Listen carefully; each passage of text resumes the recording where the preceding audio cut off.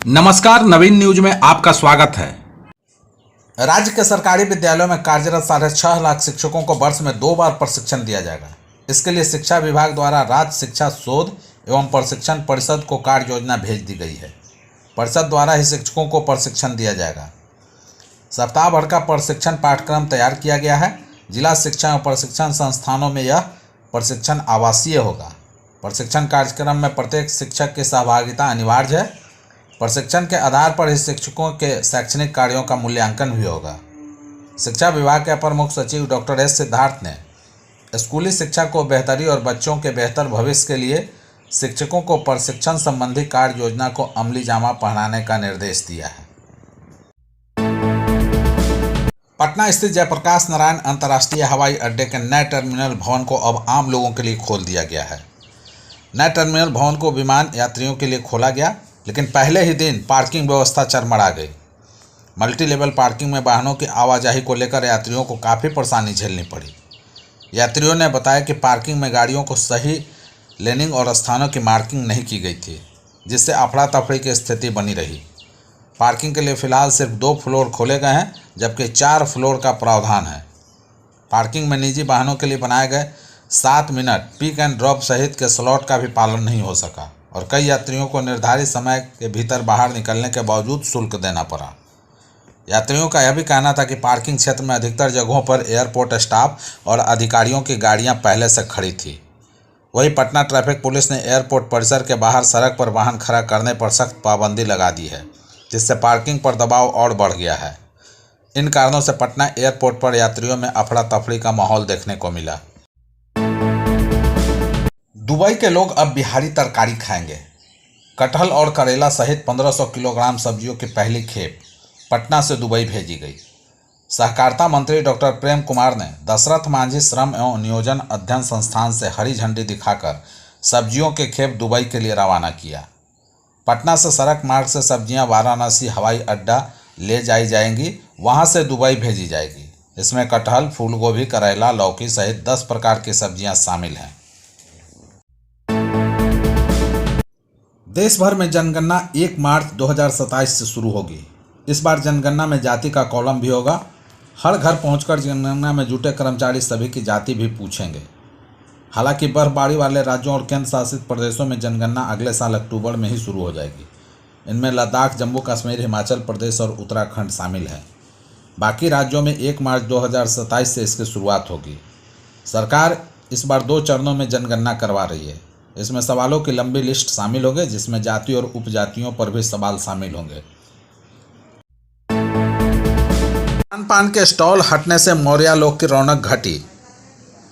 राजधानी पटना का मौर्यालोक कॉम्प्लेक्स दूसरे शहरों से आने वाले लोगों की खरीदारी का पसंदीदा जगह रहा है। कुछ साल पहले तक स्ट्रीट फूड के शौकीन भी यहाँ सपरिवार आते थे, लेकिन स्ट्रीट फूड वेंडरों के हटने के बाद इस मौर्यालोक परिसर में चहल पहल कम हो गई है। दूसरी ओर मौर्यालोक परिसर में जब से पार्किंग के लिए शुल्क तय हुआ है, ग्राहक भी आने से कतराने लगे हैं। कई दुकानदारों को दुकान का किराया और स्टाफ का खर्च निकालना अब मुश्किल हो गया है।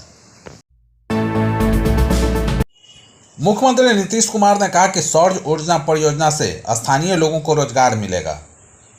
सीएम ने पटना जिले के विक्रम लॉक कैनाल बैंक सौर ऊर्जा परियोजना का उद्घाटन किया। उन्होंने कहा कि इस परियोजना के संचालन से स्थानीय लोगों को आर्थिक लाभ भी होगा। नीतीश कुमार ने कहा कि राज्य सरकार जल जीवन हरियाली अभियान के तहत सौर ऊर्जा को बढ़ावा दे रही है। इसके लिए राज्य के विभिन्न नहरों, बांधों, नदी एवं तटबंधों के किनारे खाली पड़े स्थलों का सर्वे कराकर बड़े पैमाने पर सौर ऊर्जा संयंत्र का निर्माण कराया जा रहा है। सौर ऊर्जा के उत्पादन से पारंपरिक ऊर्जा पर निर्भरता कम होगी, प्रदूषण रहित ऊर्जा को बढ़ावा मिलेगा।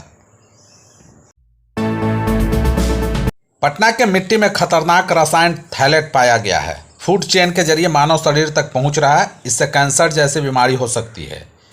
एकल उपयोग प्लास्टिक पर लगे प्रतिबंध को जब तक पूर्ण रूप से लागू नहीं किया जाएगा, तब तक खतरनाक रसायन मिट्टी में बढ़ता ही जाएगी। स्थिति चिंताजनक हो सकती है। बिहार राज्य प्रदूषण नियंत्रण परिषद ने पटना जिले के शहरी क्षेत्र की मिट्टी को जाँच कराई थी। इसमें थैलेट नामक खतरनाक रसायन पाया गया। थैलेट रसायन का उपयोग प्लास्टिक को मुलायम बनाने के लिए किया जाता है। थैलेट रसायन माइक्रो प्लास्टिक से भी ज़्यादा खतरनाक है। विश्व पर्यावरण दिवस पर इस बार का थीम भी एंड प्लास्टिक पॉल्यूशन यानी प्लास्टिक से होने वाले प्रदूषण को समाप्त करना है। जून के शुरुआत के साथ ही बिहार में मौसम ने फिर से करवट ली है। मौसम विभाग ने राज्य के 7 जिलों किशनगंज, अररिया, सुपौल, मधेपुरा, सहरसा, पूर्णिया और कटिहार में येलो अलर्ट जारी कर दिया है। इन जिलों में तेज हवा, बारिश और वज्रपात की संभावना है।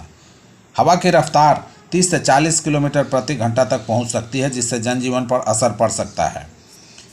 जिन जिलों में अलर्ट जारी किया गया है वे अधिकांशतः कृषि प्रधान क्षेत्र हैं। धान की रोपनी की तैयारी चल रही है और खेतों में खरीफ फसलों की बुआई हो रही है। ऐसे में अचानक तेज बारिश या बिजली गिरने जैसी घटनाएं किसानों के लिए खतरे का कारण बन सकती है।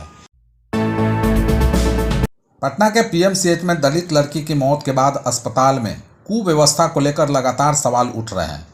विपक्ष का आरोप है कि पीएमसीएच में बच्ची को सही समय पर बेड नहीं मिला और उसके इलाज में भी कोताही बरती गई है। इस मुद्दे पर पूर्णिया के सांसद और कांग्रेस नेता पप्पू यादव ने पीएमसीएच के अधीक्षक को हाल में ही घेरा था और अब राजद नेता तेजस्वी यादव भी पीएमसीएच अधीक्षक पर जमकर बरसे हैं। तेजस्वी यादव ने डीके टैक्स का जिक्र कर सीएम नीतीश को भी घेरा है। तेजस्वी यादव ने एक्स पर अपनी बात रखी है। तेजस्वी यादव ने कहा कि मुख्यमंत्री और स्वास्थ्य मंत्री के साथ मिलकर डीके टैक्स के खोजकर्ता, रिटायर्ड अधिकारियों और रिटायर्ड अस्पताल अधीक्षक ने मिलकर पीएमसीएच को शमशान बना दिया है। पीएमसीएच के अधीक्षक आईएस ठाकुर 31 जनवरी 2024 को रिटायर होने वाले थे। 28 जनवरी को महागठबंधन सरकार गई और नई सरकार बनी। 31 जनवरी को कोई भी स्वास्थ्य मंत्री नहीं थे। मुख्यमंत्री नीतीश कुमार ने स्वयं इनके औहदे विस्तार के संचिका पर हस्ताक्षर किए, फिर बाद में इसे कैबिनेट में लाया गया। वहीं तेजस्वी यादव ने आगे कहा कि नकाड़े रिटायर्ड अस्पताल अधीक्षक के रहते यहाँ मरीजों को कभी बेड उपलब्ध नहीं होता, चिकित्सक उपस्थित नहीं रहते, काउंटर पर दवाएं मिलती ही नहीं है, टेस्ट अस्पताल में होते नहीं, मरीजों को डॉक्टरों के निजी क्लिनिक भेजने और बाहर से महंगी जांच करवाने के लिए कहा जाता है। रिटायर्ड अधीक्षक के अधिकांश परिजन इसी अस्पताल में कार्यरत हैं। पूरी स्वास्थ्य व्यवस्था में कहीं कोई पारदर्शिता नहीं है। बिहार के 50 नदियों पर गहराया संकट, 32 सूखी। सूबे की 50 से अधिक नदियां संकट में हैं। इनमें 32 बड़ी नदियां सूख चुकी हैं, जबकि 18 नदियों में पानी पीने लायक भी नहीं बचा है। यही नहीं, अन्य नदियों में भी तेजी से पानी गायब हो रहा है।